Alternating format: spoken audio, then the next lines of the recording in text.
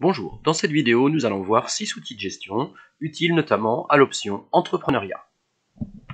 Nous verrons donc le calcul de la rentabilité d'un événement, le calcul du coût et du prix de vente d'un produit, la réalisation d'un bilan prévisionnel, la réalisation d'un compte de résultat prévisionnel, le calcul du seuil de rentabilité et l'établissement d'un budget de trésorerie.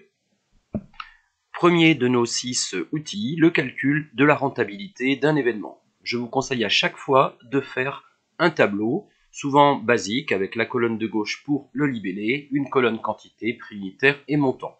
Là, on nous propose d'organiser une soirée qui nécessite d'abord de louer une salle donc à 500 €.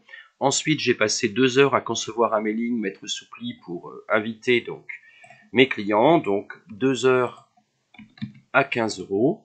Je vais envoyer ce mailing à 400 personnes, 400 fois 90 centimes par lettre.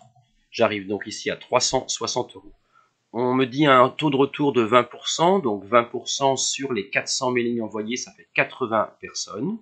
Pour ce qui est des boissons, je vais proposer donc à chacun l'équivalent de 2 verres, et je sais qu'une bouteille peut servir en gros 8 personnes, donc il me faut trouver la quantité, soit 80 personnes qui viennent, chacun aura le droit à 2 verres, mais une bouteille peut faire 8 personnes. J'ai donc besoin de 20 bouteilles à 8 €. Je vais également proposer 5 amuse-bouches par personne, donc égale 5 pour moi fois 80 personnes à 60 centimes chacun, soit 240 €. Mon événement revient donc à 1290 €.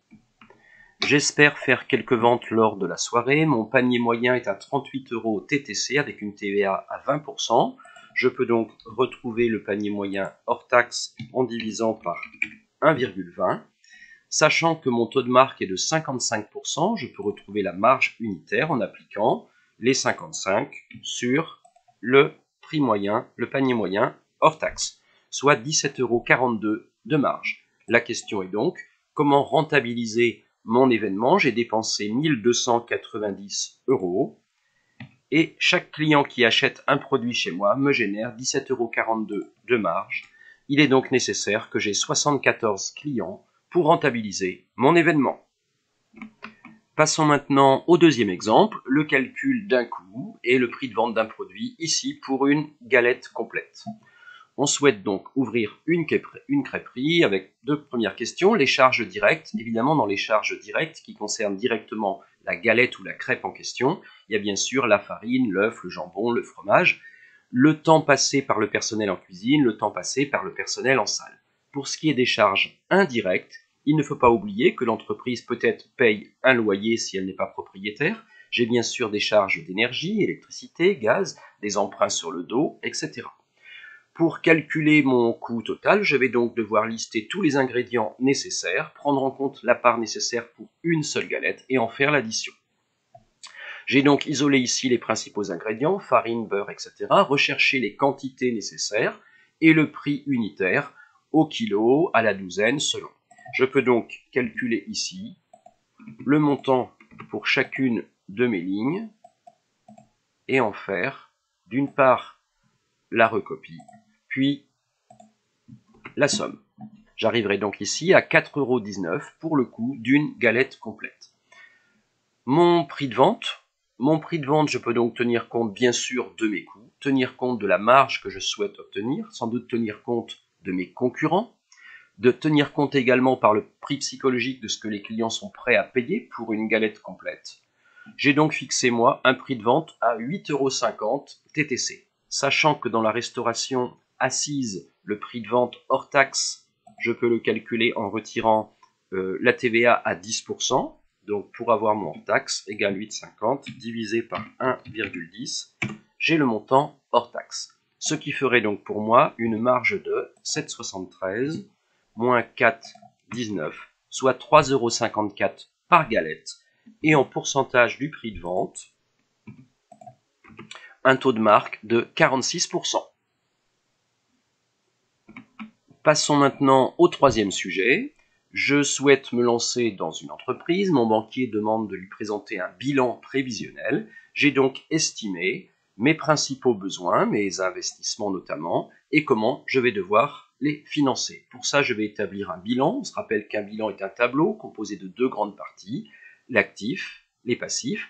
Les passifs représentent l'origine des fonds que je vais utiliser, l'actif, l'utilisation de ces fonds.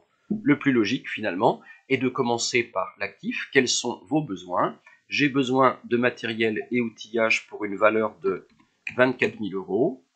J'ai besoin encore de mobilier de bureau pour 3 000 euros. Dans mon exemple, de matériel informatique pour 1 500 euros. Et puis d'un véhicule pour 20 000 euros. J'ai besoin d'un stock de marchandises, 8 000. Je sais que je souhaite garder sur mon compte bancaire 5 000 euros d'avance et dans mon fonds de caisse 500 euros d'avance.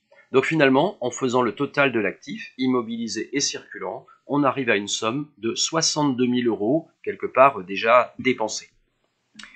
Je sais que je peux amener 35 000 euros dans mon projet. Les 35 000 euros sont des capitaux propres, c'est le capital que moi, je vais apporter. On me dit aussi que les fournisseurs vont me faire crédit, en fait, pour la moitié de la somme liée à mon stock. Donc, mon stock de marchandises est égal à 8 000, divisé par 2, 4 000. Mon bilan, bien sûr, n'est pas équilibré, 62 000 d'un côté, 39 000 de l'autre. Et ceci correspond à la question que l'on me pose, quel montant dois-je emprunter, finalement, pour pouvoir avoir un bilan équilibré? Ici donc, par différence, il faudra emprunter la somme de 23 000 euros à la banque pour avoir un bilan équilibré. Passons maintenant au quatrième outil de gestion, le compte de résultat prévisionnel. À nouveau, votre banquier, dans votre projet d'entrepreneuriat, vous demande de lui présenter votre compte de résultat prévisionnel. Un compte de résultat est bien sûr un tableau avec deux grandes parties. Du côté droit, les produits, c'est-à-dire vos recettes. Du côté gauche, les charges, c'est-à-dire vos principales dépenses sur l'ensemble de l'année. J'ai déjà listé ici, pour gagner du temps, les noms de nos produits et de nos charges. On va juste reporter le chiffre d'affaires pour 170 000 euros. On pense aussi vendre des services de dépannage, de réparation donc pour 10 000 euros. Les achats de marchandises, ce sont des charges estimées à 120 000 euros pour l'année. L'achat d'énergie pour 1 500 euros. Les achats de fournitures pour 8 000 euros. Votre local, attention, on nous dit 1 250 euros par mois, mais évidemment, x 12. Pour ce qui est de l'assurance, même technique, 250 euros par mois et x 12. Frais de publicité, j'ai déjà noté, les frais postaux, les salaires. Les salaires, 1 600 par mois, égale 1 600 et x 12. Il me reste les cotisations sociales que j'ai déjà reportées et l'emprunt qui entraînera des intérêts, 375 par trimestre. Ce sont des charges financières, égale 375 dans une année 4 trimestres, donc x 4. Un seul renseignement n'a pas été noté. Étant au chômage, je peux espérer une subvention de 5 000 euros. Cette subvention est un produit pour moi, alors qui ne se répétera pas dans le temps. 5 000 euros. J'arrive à un total des produits de 185 000 euros, un total de mes charges de 175 600 euros. Le résultat prévisionnel est donc un bénéfice, et par différence, de 9 400 euros. Passons maintenant au cinquième outil, le calcul du seuil de rentabilité. Pour cela, il faut à nouveau faire un tableau qui prend souvent le nom de compte de résultat différentiel, dans lequel tout simplement on va respecter les 5 étapes suivantes. Tout d'abord le report du chiffre d'affaires, ici 180 000 euros, puis la somme de toutes mes charges variables. Pour moi, les achats de marchandises, d'énergie et de fournitures, soit un montant de 129 500. À ce stade, je peux faire une soustraction qui correspondra à la marge sur coût variable, soit 50 500 euros. Je vais positionner ensuite toutes mes charges fixes, elles sont ici, pour un total de 46 100 euros. et je peux faire apparaître par soustraction le résultat qui est ici de 4 400 €. Avant de calculer le seuil de rentabilité en valeur, il est nécessaire de mettre la marge sur coût variable en pourcentage du chiffre d'affaires, soit ici 50 500 divisé par 180 000 égale pour nous à 28,06%. Je peux donc calculer mon seuil de rentabilité en valeur par la formule suivante, charge fixe divisé par taux de marge. La somme de 164 317 signifie que l'entreprise doit réaliser au moins 164 317 € pour commencer à dégager du bénéfice. Je peux alors retrouver ce seuil en volume, puisqu'on me dit que le panier moyen est de 34 € TTC. Il suffit donc de diviser le seuil de rentabilité en valeur par le panier moyen hors taxe, soit 34 divisé par 1,20, et on obtient 5 797 passages en caisse. Il est encore possible de calculer la date à laquelle ce seuil de rentabilité sera atteint par une simple règle de 3. Les 180 000 € ici ont été réalisés en un an, soit 360 jours. Combien de temps nous faut-il pour réaliser les 164 317 € du seuil de rentabilité? On obtient 329 jours, soit le 29 novembre. Dernier outil intéressant dans le cadre de l'option entrepreneuriat, présenter un budget de trésorerie prévisionnelle.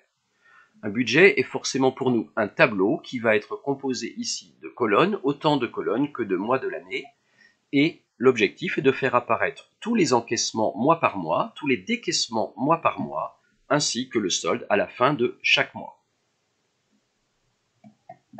On nous dit que on pense travailler 25 jours par mois, et on estime que pour les 3 premiers mois, 20 clients par jour et un panier moyen de 40 € TTC. Je peux donc retrouver ici mon chiffre d'affaires prévisionnel pour janvier par l'opération suivante, 25 jours, 20 clients par jour et un panier moyen de 40, soit 20 000 €. Les 3 premiers mois, je vais rester sur ce montant de 20 000 €, janvier, février, mars. On me dit qu'à partir du mois d'avril, le chiffre d'affaires va progresser de 1% tous les mois, ce qui nous amène à 20 200 € pour avril. Je vais maintenant lister tous les décaissements, à commencer par le paiement des fournisseurs de marchandises. On me dit a lieu chaque mois et représente 40% du chiffre d'affaires, soit pour moi 20 000 fois 0,40, et bien sûr le report sur tous les autres mois. Ensuite, l'énergie, 140 € par mois, l'allocation de mon local à 800 € par mois, le montant de l'assurance 300, le montant des frais liés à Internet et au téléphone pour 40 €, ainsi de suite. J'arrive aux salaires et aux charges sociales.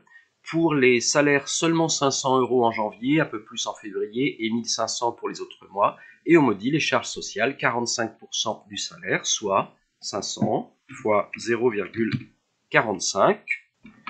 J'ai également un emprunt à rembourser, mais on me dit que la première mensualité ne commencera qu'au mois d'avril, donc je décale ici les 600 au mois d'avril. Je compte acheter un véhicule, 12 500 €, mais ce sera uniquement pour le mois de septembre. Et concernant la TVA que je vais devoir donc rembourser à l'État, elle est d'un montant de 2 000 €, je l'ai reporté ici, sauf pour le mois d'octobre, du fait de l'investissement du véhicule acheté en septembre. On me précise que je démarre l'activité avec 1 000 € comme trésorerie le 1er janvier. Je peux donc les reporter ici. Il me reste simplement à noter le total de mes encaissements, de mes décaissements et à calculer le solde final de chaque mois. Mes encaissements sont uniquement liés aux ventes, soit 20 000. Mes décaissements correspondent à la somme de toute la colonne jusqu'à la TVA. Et le solde à la fin du mois se calcule de la manière suivante, le solde initial, plus mes encaissements, mais moins mes décaissements. Évidemment, le solde final d'un mois correspond au solde initial du mois suivant. Et voilà ce que peut donner le tableau une fois terminé, en ayant reporté ici l'investissement exclusivement sur le mois de septembre et pas de TVA due à l'État au mois d'octobre du fait de la TVA déductible liée à cet investissement.